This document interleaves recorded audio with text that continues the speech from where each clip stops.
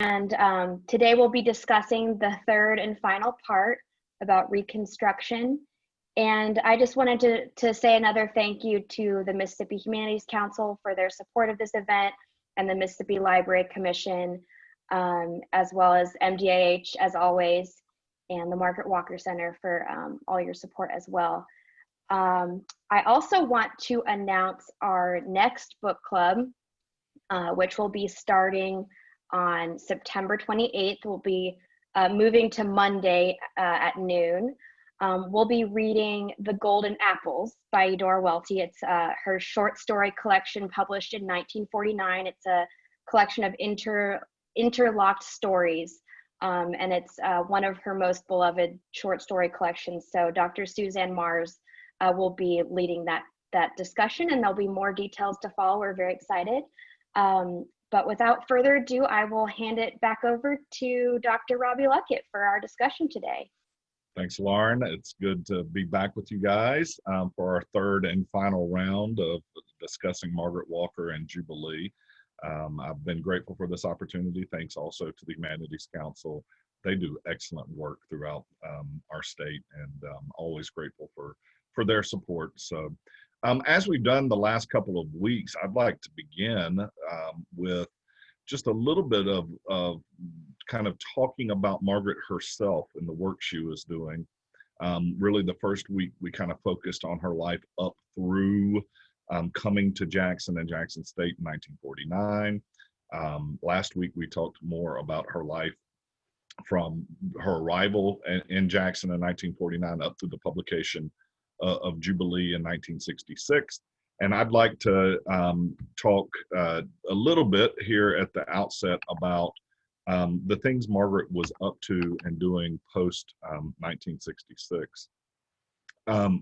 And again, as a historian and as a civil rights historian, it is very important to me to make sure that we note the historical context of Jackson, Mississippi, and Margaret, this incredible scholar, artist, poet, now published novelist, living on the same street and working on the same street as Medgar Evers, deeply impacted, of course, by his assassination, and yet, publishing Jubilee in 1966, 3 years after he's been assassinated, and at a moment in 1966 that was marked in Mississippi, particularly by the Meredith March Against Fear, where James Meredith attempted to march from Memphis to Jackson, but was shot in the back on day 2 of his march, that would wind up finally coming to Jackson and arriving as the largest single day protest in the history of the state of Mississippi when it arrived, and the march on which the movement and the term Black Power would be coined by SNCC activists Willie Ricks and Stokely Carmichael. So it's in that context that Margaret finds herself literally taking her hand into her own life as a scholar and as an activist. And this is a pretty common notion in the field and the scholarship today about arts as activism. And Margaret really did wield her art as a form of activism, and found herself immersed in the Black Studies movement at the time, but also the Black arts movement, and of course the modern civil rights movement, all of which are going on. For our purposes today at the Margaret Walker Center, she most significantly in 1968 founded the Institute for the Study of the History, Life, and Culture of Black People. And you can see her standing here with her staff members outside the Black Studies Institute offices back in 1971, as you can see from the window. 1968, she founds a Black Studies Institute. Now, the University of San Francisco is often credited with having the very first Black Studies program in the nation in 1968. And when we talk about Black Studies programs, I mean specifically academic programs on college campuses, right? Black Studies, African American Studies. More often today, you might hear Africana Studies, meaning Africa and the entire diaspora. But as much credit as San Francisco gets for that distinction, Margaret was doing the same thing, founding a Black Studies Institute at Jackson State in Jackson, Mississippi in 1968.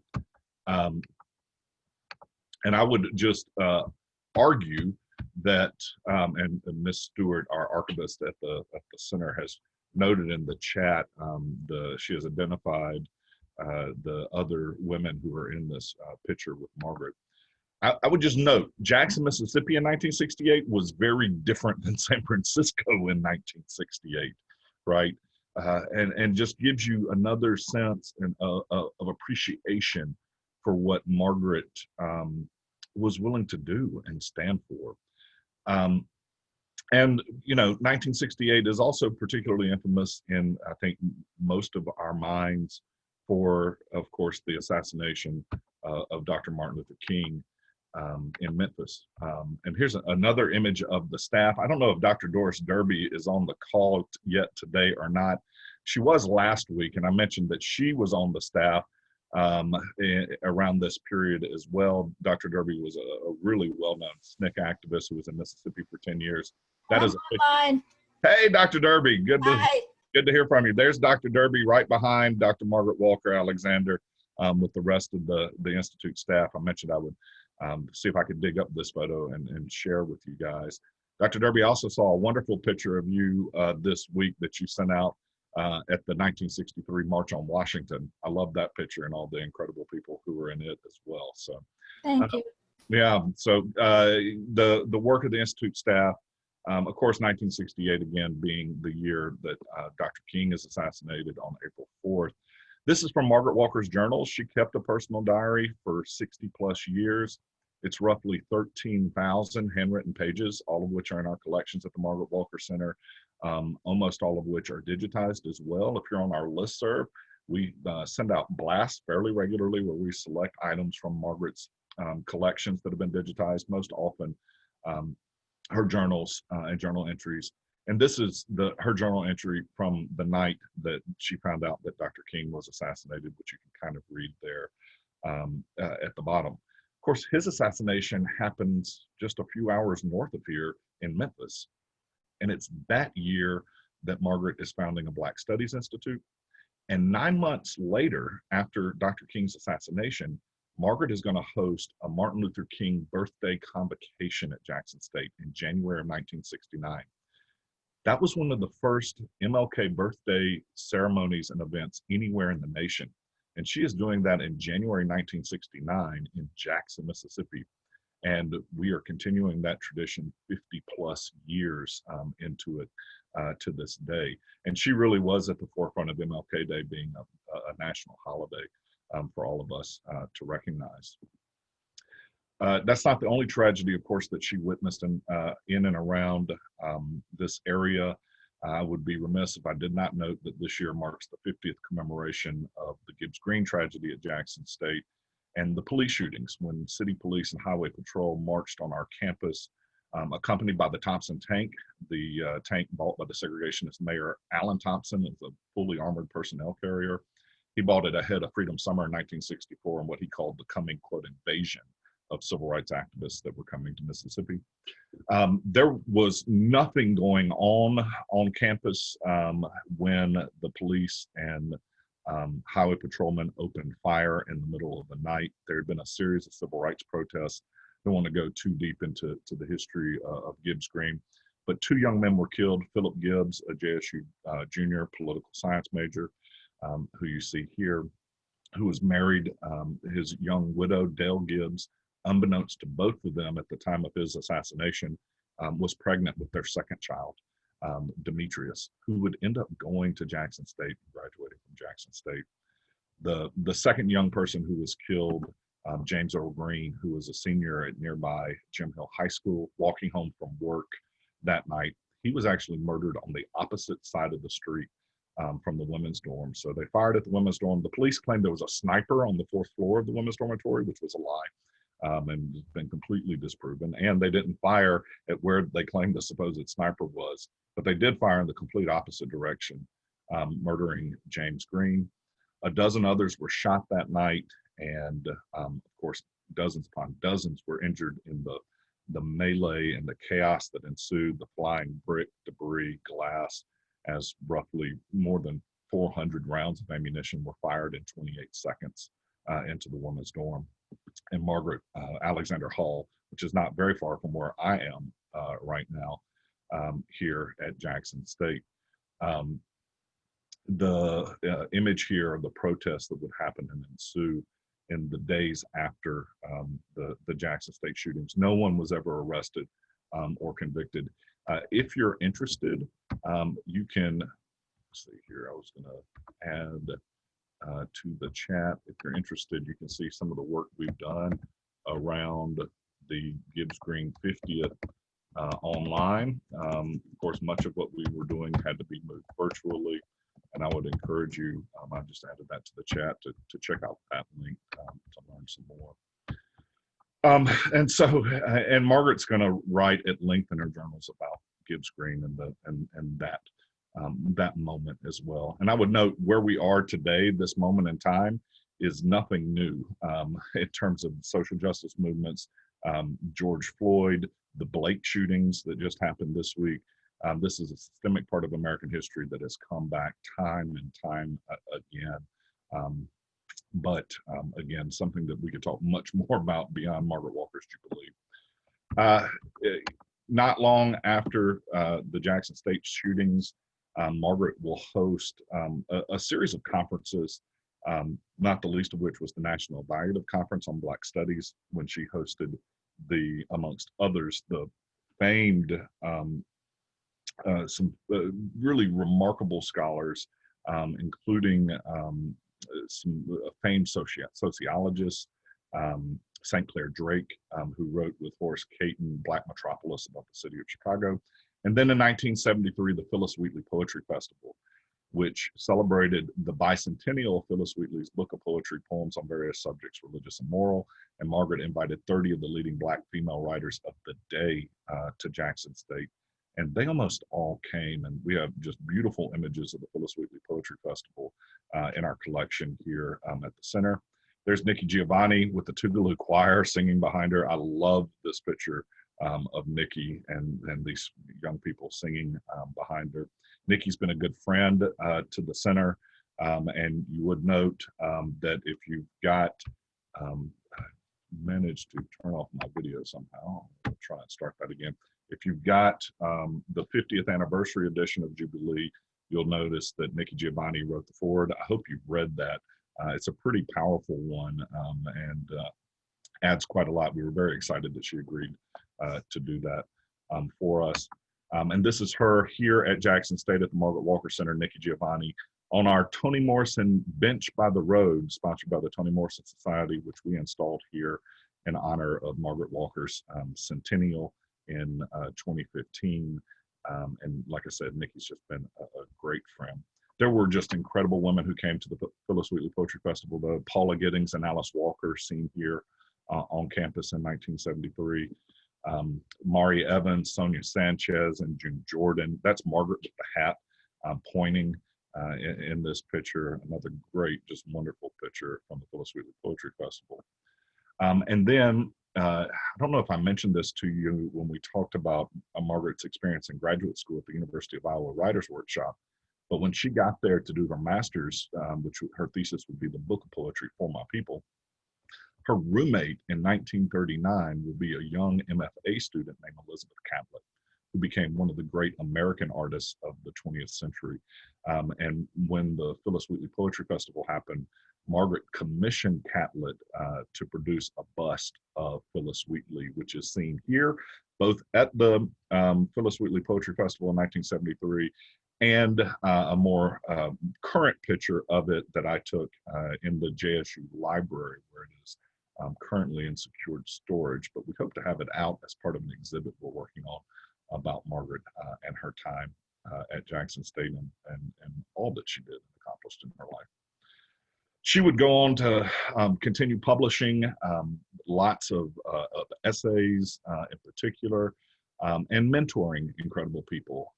And this is a picture taken at a book signing actually in Oxford at Square Books by Bill Ferris, who almost all of you know, former chairman of the National Endowment for the Humanities, an incredible scholar and friend of ours.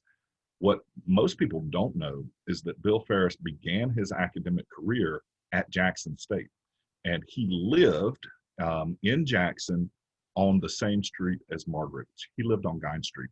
So he was deeply impacted and influenced by Margaret Walker, and is just a great supporter of our work to this day. We're always grateful to Bill and his willingness to let us use some of these beautiful images of Margaret that he took back during this book tour. I believe this was for her biography of Richard Wright that she would later publish.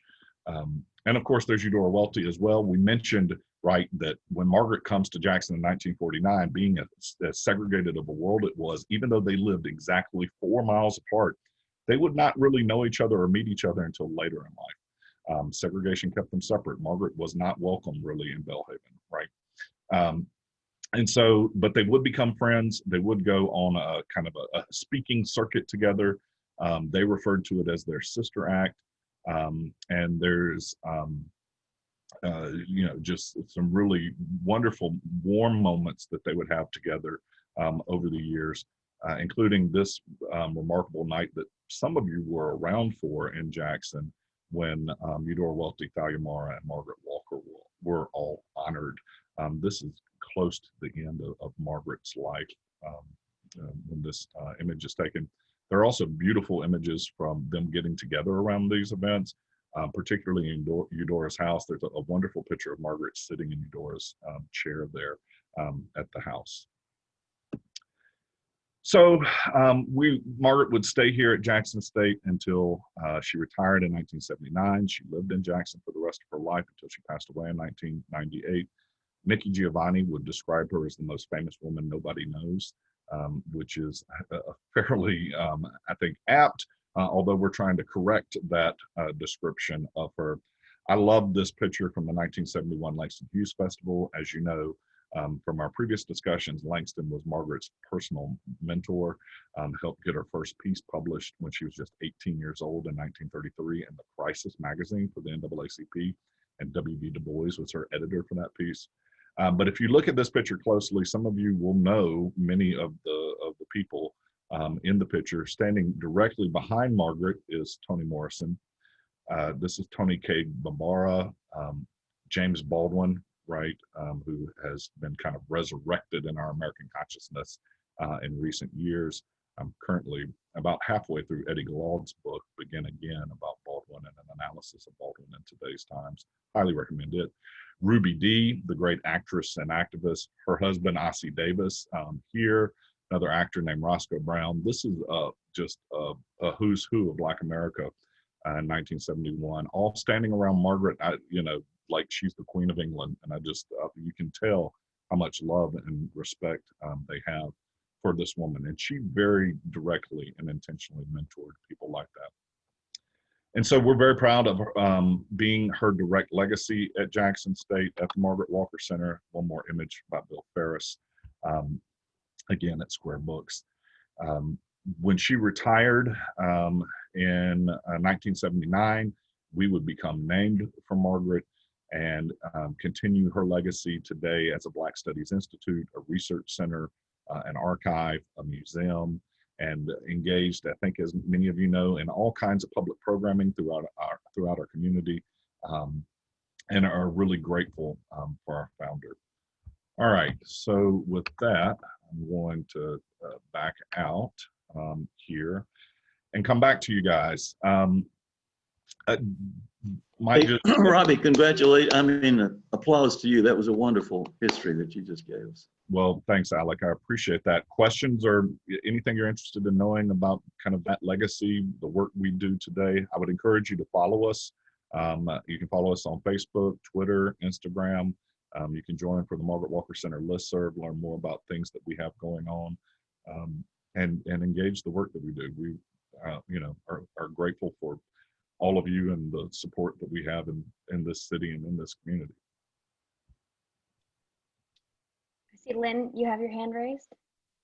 I just want to say, Robby, that Margaret Walker Alexander was also really supportive of Jackson Public Schools. When I was on the school board, many years ago. She used to especially come when the young people from APAC were doing any kind of program. She was likely to be there, and she tried to continue that legacy of being a mentor to young people, even in retirement. Yeah, and her children attended what was then Bailey High School in JPS. So thanks for that, Lynn, one of our former school board members in Jackson Public Schools, which is, of course, near and dear to my heart as I follow in her footsteps and serve on the Board of Trustees of JPS today. Other questions or thoughts?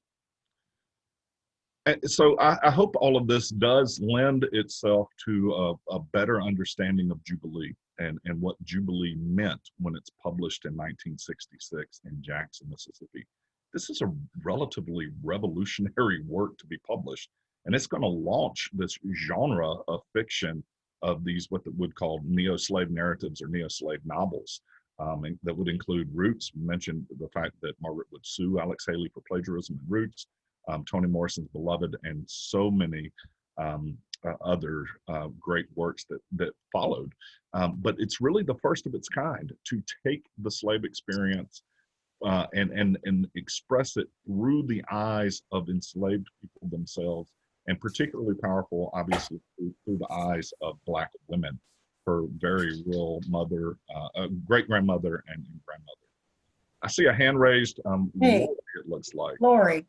Yeah, I wanted to add to the revolutionary nature of the event of this publication by saying that in 1966, my mother held a tea at our house for Margaret Walker to come and talk to her friends about the book. Oh, wow. And I don't know if you can see, I have a signed original.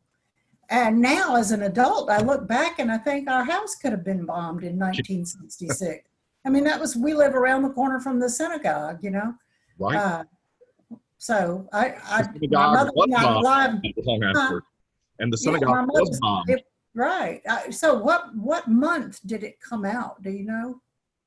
That's a good question. I know Margaret talks about it. Miss Stewart may know that off the top of her head.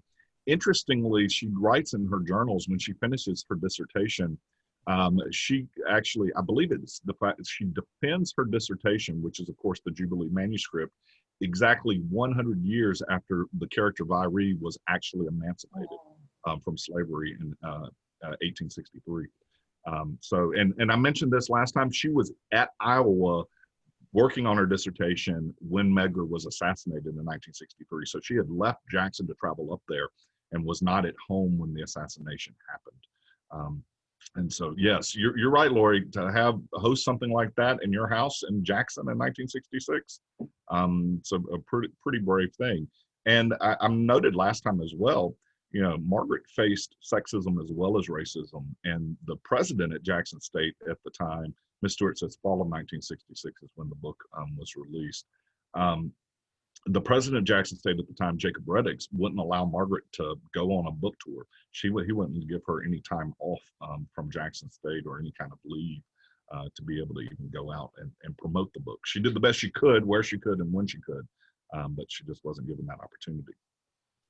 Hey, I see Jean Medley with her hand up. You got to unmute, Jean.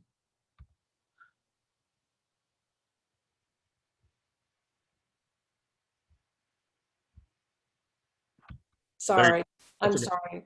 Could you say just a little bit about her marriage and her family? Sure. As has been referenced, I think by Lynn earlier, most people in and around Jackson and in Jackson State knew Margaret as Margaret Walker Alexander, which was her married name. Her husband was Furnace James Alexander. She called him Alex. And she was proud to be married. She loved her family, even though it was rocky at times. And people to this day around this community at Jackson State reference Dr. Alexander with kind of just a real sense of pride, aura, and anybody who knew her was deeply moved by her, especially if they had her in the classroom. I tell my students, from the stories I hear, they think I'm tough. She was apparently really tough in the classroom. This was not a woman that you walked into class late for, that's for sure. But she would have 4 children who would all be raised here in Jackson. All 4 are still alive. Yet, even after she was married, for the rest of her life, she continued to publish under her maiden name. Everything she ever published was under the name Margaret Walker, which is why you hear us kind of switch back and forth between using Margaret Walker and Margaret Walker Alexander. For us in Jackson and in this community and in the Jackson State community, people know Dr. Alexander. But for most people in the world who know only of her literary accomplishments, they just know Margaret Walker. They don't know Dr. Alexander. So we have both things here. But she loved her family and her grandchildren. And one of the things that we've talked about in terms of Jubilee is the, at times, seemingly conservative choices that Vyry makes. And she does it again in this 3rd section, right, of Jubilee, where she has this choice, which I'd love to talk some more about, between Ennis Brown and Randall Ware. And she makes the choice to stay with Ennis Brown, of course. I'd love to hear what you guys think about that. But my bigger point here is Margaret herself in her personal life also made what would seem to be relatively conservative choices in her life. And she also lived by a fairly conservative Christian ethos that, really kind of lifted up the value of the mother in the home and the work of mothering in what we would consider relatively conservative ways today. But that was her life, and that was how she lived. And I think perhaps Vyry is a real character, right? That was her real great grandmother. I showed the pictures of her and Minna, the pictures of the actual women last week. And so the story is real, and they made these real choices. But the characters, I also think, at times reflect some of Margaret's own, the choices she made in her own life. Especially if we think about in each section, Vyry has this choice to leave or not to leave. In section 1, it's the choice: am I going to run away with Randall Ware? In section 2, it's: am I going to leave with everybody else who's fleeing the plantation, or am I going to stay and wait for Randall Ware? And then it's: am I going to leave with Ennis Brown? And then in section 3, this last part about, again, am I going to stay with Ennis Brown, or are we going to leave with Randall Ware? I see a question here: did any family inherit Randall Ware's estate? No, to my knowledge, they did not ever inherit anything from Randall Ware's estate. And whatever happened to Jim?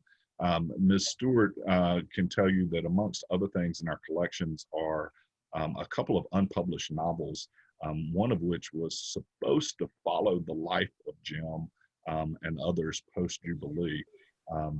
And so we know a little bit about his life and how he becomes a teacher and some of the things that Jim would go through later. But that's also, a very, very real story. It would have, Jim would have been Margaret's, I guess, great uncle. All right. So this section. I see that Elta has had her hand up for a while too. There might just be a question or something to add for you. I wanted to say that I'm ashamed and embarrassed that this is the first time I have read this novel, which I'm just blown away by. And I'm wondering, I'm also impressed at how balanced it is, because it's quite accurate and true to history. And, there's some sprinklings of decent white people along the way. I mean, I just thought it was very true and very accurate and so historically felicitous. And I wanted to ask how it's viewed now, and is this assigned reading anywhere? It ought to be. It's such an accessible way to learn history. So that's my question. Yes. So as far as assigned reading, I assign it every time I teach the early African American history class. So we divide American history generally in two. You have what we call the first half, which runs up through the Civil War and Reconstruction, and then the second half of American history. that is Reconstruction to the Present. This semester, I'm teaching African American history from Reconstruction to the present. But when I teach the first half of African American history, I always teach Jubilee because it's just such a great way to access the themes. And if we think about 1966 in Jackson, Mississippi, and the context within which it's published, and she's finishing the novel, mentioned this, I think, maybe the first week. It's also the 100th anniversary of the American Civil War. And there is a lot of mythology that is being produced by white Southerners, especially, and here in Jackson, around, really glorifying the Confederate cause. It's the Old South lost cause mythology that's going to develop. And she publishes this book within that context as well, which refutes almost all of that mythology, right? And that's a very courageous thing for her to be doing as well. As far as it being assigned in other places today, I see Catherine Pabilski saying she read it in high school at Northwest Rankin. It is also on the summer reading list for juniors in Jackson Public Schools, I'm very proud to say. And there are plenty of people who teach it in their courses. In fact, we actually at Jackson State have a very popular Margaret Walker course in our English department that is taught on a regular basis. I don't know if it's taught annually, but it's close to being taught annually, and always has a good, nice complement of students who are in it. So Jubilee is definitely being taught. And this new 50th anniversary edition has gotten a lot of traction and has made some more inroads. If you're interested, I will say too, for the very first time, Jubilee is now an ebook and an audiobook. And the woman who reads the audiobook, it's of course 15 hours long because it's Jubilee, but the woman who reads Jubilee in the audiobook is fabulous. And it's one woman, and she does all of the characters, all of the narration, and just does a remarkable job. And I would note too, I think I've said this before, in addition to Margaret's personal papers and collections, the Margaret Walker Center owns the rights to her intellectual property. So any of those things you purchase come back through royalties to support the work of the Margaret Walker Center and would be greatly appreciated. Support us in these indirect ways, but certainly worth listening to. Other questions or thoughts?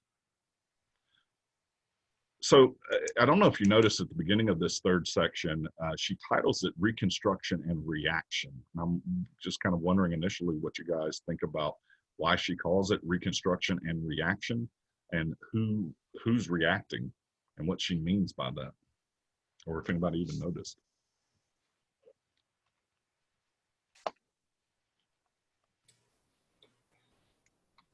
See, Lynn and Elta's hands are raised. Elta was first.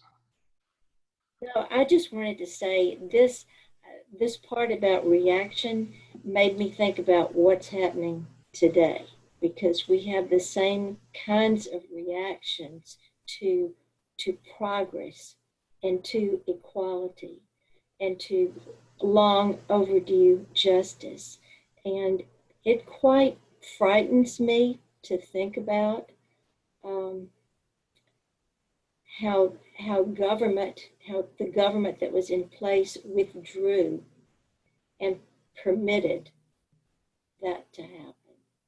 So. Now, one of the things in the last several months that I've been invited to do is participate on a number of panels about kind of the history of social justice movements and how they fit into today.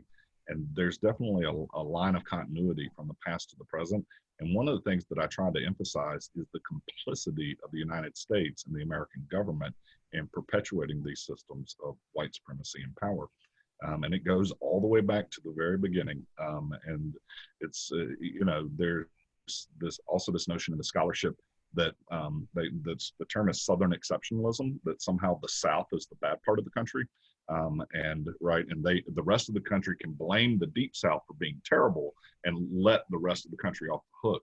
And what we really have to understand is Mississippi, Georgia, Alabama, all of the things that are going on in the South, take responsibility for them and be honest about them, but also recognize that they are an American story as much as a Southern one. One of my mentors in graduate school, Jim Cobb, wrote the classic book about the Mississippi Delta called The Most Southern Place on Earth. And there's a lot of people who misinterpret that quote, the most southern place on earth. What he's really asserting is not that the Delta is unique. He's asserting that it is a product of this world, that it is a product of America. And he has this great line in which he says the Mississippi Delta is much a part of the world as it is a world apart. And it is an American story and not just a Mississippi story. And I think that's, you see reflected in that theme in Jubilee as well. My turn? Yes, Lynn.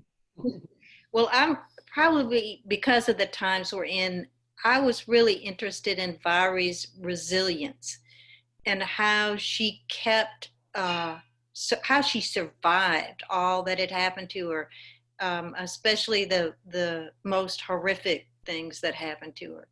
And I'd be interested to hear you talk about that.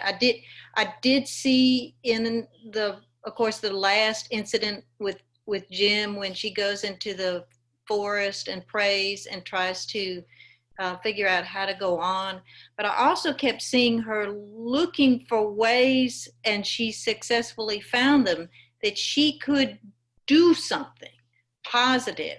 And the whole little episode, I assume this had to be true, of hearing a mother screaming in agony, running inside, helping the mother, being, of course, initially mistaken for being white, and then announcing that she was not, and then being welcomed into the community, because everybody said, we need a granny. We need basically a midwife to help our mothers, because that, I'm sure everybody remembers, that's when not only babies were dying like crazy when they got born, but mothers were also dying.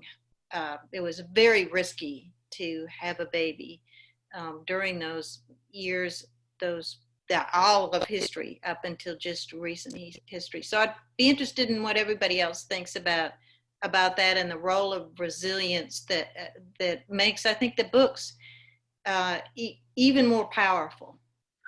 Yeah, and it's kind of surprising that, and at one point in this final section, it feels like Vyry's ready to give up, and you really wonder if she's going to come back from the brink. And Ennis, is wondering this out loud: is Vyry ever going to come back? And it would be hard to blame her. I also wonder, as much as Vyry lived through, as much violence as she witnessed upon her own personal body and upon the bodies of others, in this third section, the assault by the Klan, even the beating of Jim by Ennis, which I think when you read that for the first time, everybody's just like so deflated about Ennis because you like Ennis until this point, and then you just kind of want to get rid of him too. But Vyry is consistently surprised throughout the book at the violence she encounters. It's almost as if when the Klan burns them out, she can't believe this happened to her. And there certainly are critiques of the book that say, well, why is Vyry surprised that this is happening over and over and over and over again? Her entire life history has been marred by this kind of violence. It seems like that she would, that this would be kind of a theme in her life. But the resilience, I think, is a key part of that as well, for sure. But I think that's a great question and a place for other people to jump in. Laura's had her hand raised. I'm not sure if it's response to this question or something else. Sure. And I saw Alec too after that. Yeah, so I mean, I can jump in to kind of say that I think it speaks to Walker's historical realism and the research that she was doing. The disbelief, I think, there's the scene where, isn't it, Randall Ware is telling Vyry and Ennis Brown that he and the other character was serving in the Senate for a while. And there's that kind of disbelief, but obviously, I mean, that was a historical fact. That was one of the main triumphs of Reconstruction for African Americans, was political gains. And so I feel like that's like in asking, excuse me, what one of the reactions is would be this kind of disbelief, you know, of political progress. And then also, you know, I was especially moved and thought it was very important and well written and depicted was the white capping that both Randall Ware and Innes Brown and Vyry experience. You know, is that any sign of racial progress and well-being, doing well for themselves, having a home and homesteading, which is something that I'm interested in my own kind of research, like emancipation and home building, was so instantly seen as a threat to white supremacy. And I think, again, that's something that we can put into dialogue with still issues that are happening today.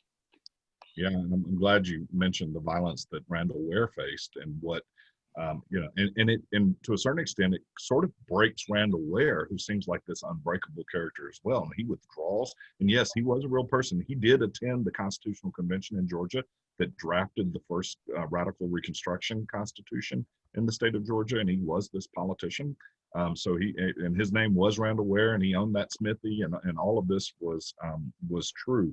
But that violence and that night when Grimes rather, and other Klansmen assault him, and he has to hide in the smithy down in the water, right by the wheel, the water wheel, is a moment that's it's gonna be, you know, something that Randall Ware doesn't recover from either. And your larger point too about this era, this is something I talk quite a bit about when I am asked about being on some of these panels and discussions. There was this moment of time in Reconstruction where things seemed possible for African Americans. Families are being reunited, homes are being built, as you mentioned, Laura, communities are being built, businesses and churches and fraternal organizations are being created, and really exploding the mythology of slavery, that somehow being enslaved was the proper condition of people of African descent. That whole mythology gets blown out of the water. And it's precarious at best, right? These kind of expressions of power and freedom by African Americans, but it's remarkable, and it spreads all over the South. And, you know, and in places like Mississippi, where you have a Black majority population, you also see Black political rule, right? The fact that we had 2 Black United States senators from Mississippi, Hiram Revels and Blanche K. Bruce, by the time Barack Obama is elected to the United States Senate, he's only the 5th Black U.S. senator in American history. Barack Obama was number 5. We had 2 from Mississippi during Reconstruction, right? And again, that all of that is very precarious, and particularly after 1877 and military Reconstruction comes to an end. And you do see here in Jubilee, which is also to your point about kind of the historical realism, the fact that there are U.S. colored troops occupying, and other Union troops, U.S. troops occupying the South after the Civil War, that provides some, not total, not all, not great, but some protection and support for freed people. When they're withdrawn in 1877, that opens the door wide for white redeemers to redeem the power of white supremacy in the South, and to create, in Mississippi specifically in 1890, the Mississippi Constitution of 1890, which invents all of the disfranchising clauses that would be replicated throughout the South and would be called the Mississippi Plan by every Southern state. And so, yeah, she depicts all of that in here. And she did spend years, 30 plus years, researching this book. So, yeah, thanks for that, Laura. Alec, I know you had a hand up. Yeah, I was just going to say that I thought when she leads the story and to where the violence breaks out in her own family between Innes and Jim, and then the authorial intrusion, Vyry ties all that to all the terrible violence that she's witnessed and that they've been victim of. I just thought that made the novel itself deeper, gave it more psychological depth and psychological truth, I think. We all reflect violence, and it's in part because we're human and we grow up in a violent society, that sort of thing. Yeah, American history is infused with that violence. It has been. I mean, this is a nation that was born right in armed revolution. So violence is not a new part of the story. And there's that moment too at the very end of the book when Vyry reveals her scars to Ennis and to Randall Ware, which is another moment that seems surprising. It's not necessarily surprising that Randall hasn't seen it, because she's going to get that beating after she tries to run away, and she doesn't really see Randall Ware again until that point. But the fact that Ennis Brown had never seen the scars on her back, I think is a moment that's relatively shocking and surprising as well. But one of that pieces I think you're referring to, Alec, in the book there at the end, where she shares the trauma of her life when she exposes her back to those men. We have Joyce has her hand raised, and then I saw Claire is also raising her hand. Yes, I just wanted to speak a little bit to the subtitle of Reconstruction and Reaction, in particular reaction. And I've heard a lot of back and forth about choices and actions, and so that's why I'm speaking to reaction. In the midst, and I think that what Walker does here that is so profound is to point up that in the midst of adversity, African-American women don't make decisions, and they react. There is no time for action. We react when our children are harmed and killed and maimed. There are no choices, and there is no time for action. We react. That's all. I think that's a beautiful point. One that I think you're right that Margaret is trying to get at here with that subtitle of this section. Of course, she does want to show some agency on the behalf of Vyry and on behalf of Black women, the capacity to make your own destiny, but also just the violence that is hefted upon particularly Black women throughout American history and throughout the course of this novel, from the antebellum period through the Civil War and through Reconstruction. And so, yeah, Vyry is confronted, as you said, with choices, and those choices are reaction to what's presented to her. And I've said this over the last couple of weeks, Margaret gets criticized at the time of the publication of this book, particularly by a younger generation of Black authors who are steeped in the burgeoning Black arts movement, because they think that she wrote Vyry as too conservative, and that the choices Vyry makes were too conservative, and they wanted a different kind of heroine out of Jubilee. Now, for those readers, that wasn't their choice to make. It was Margaret's choice to make about the decisions that Vyry was going to make. And she did, write this book about her real life family members who made these real life decisions. And so she tried to stay as true to that as possible. But that's a great point, Joyce. Thank you for that. Claire.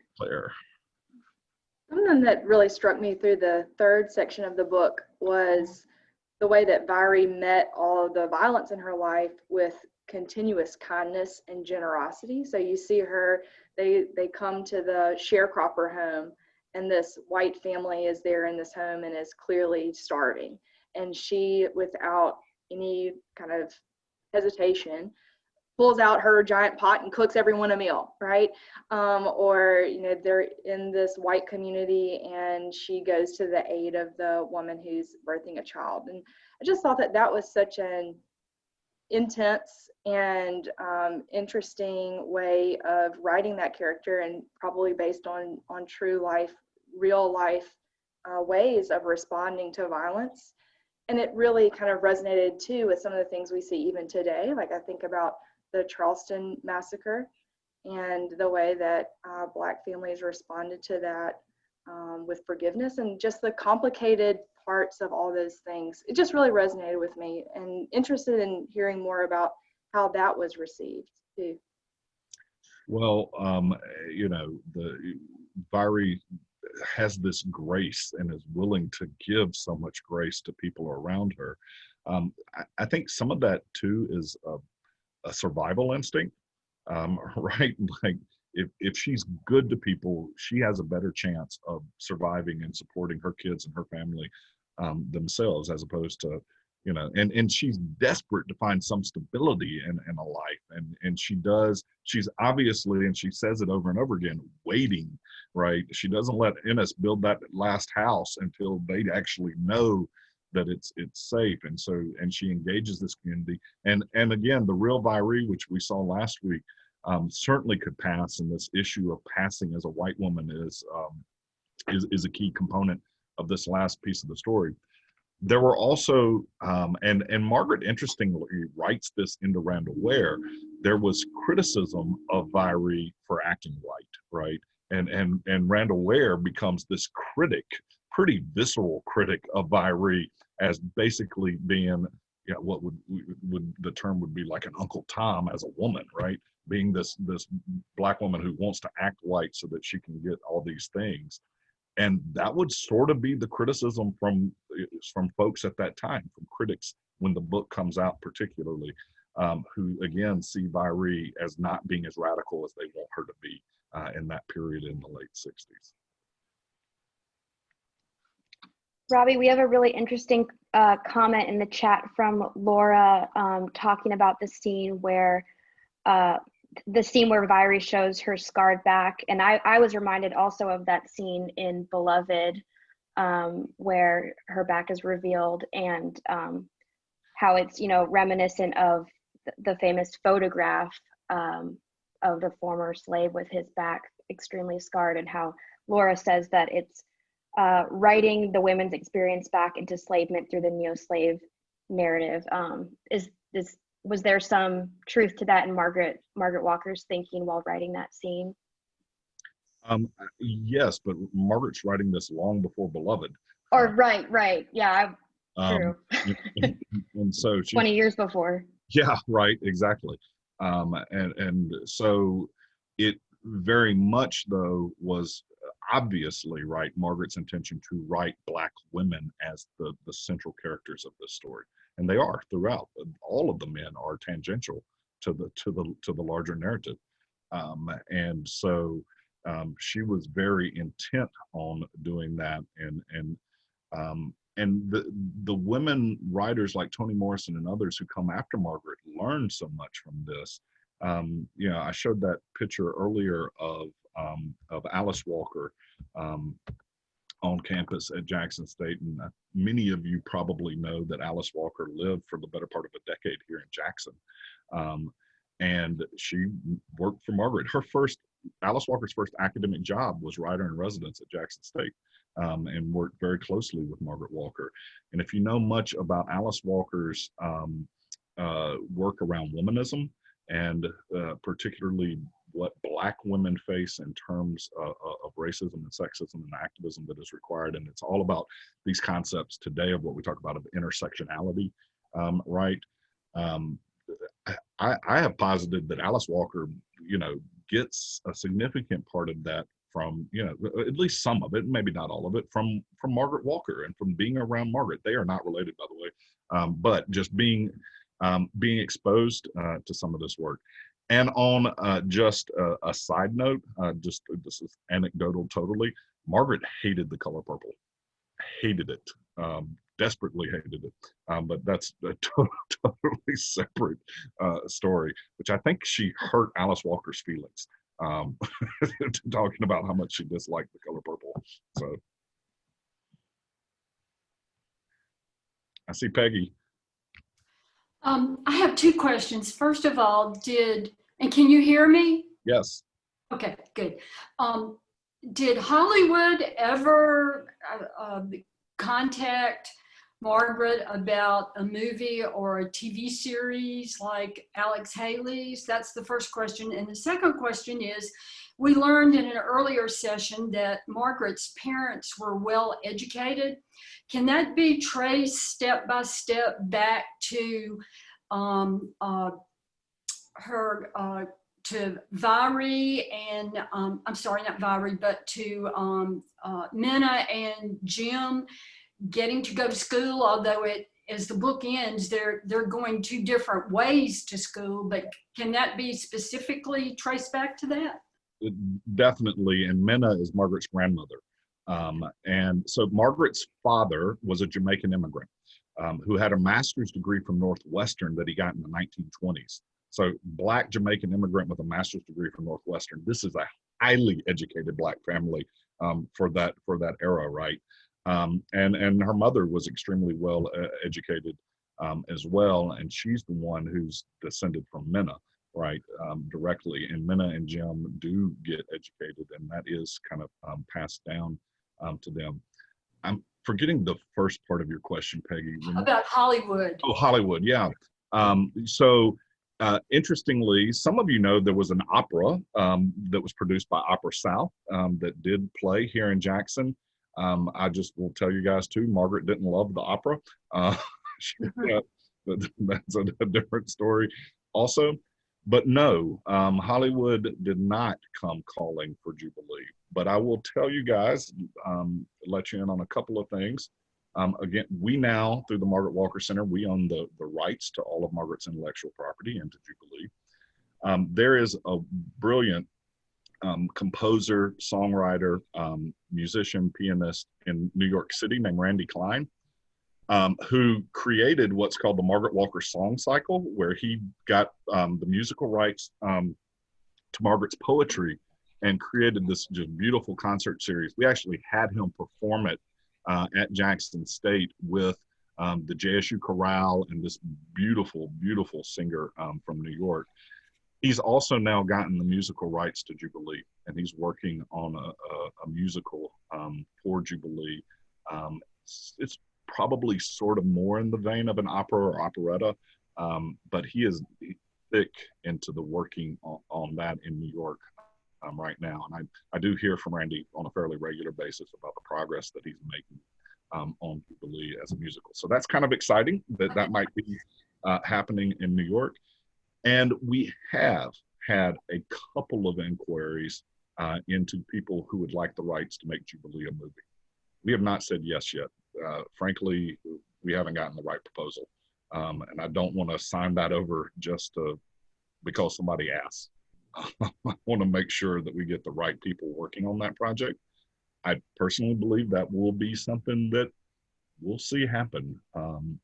And there is interest out there in doing it. It's a function of getting the right people on board to do it. So I just haven't said yes to any of the requests yet.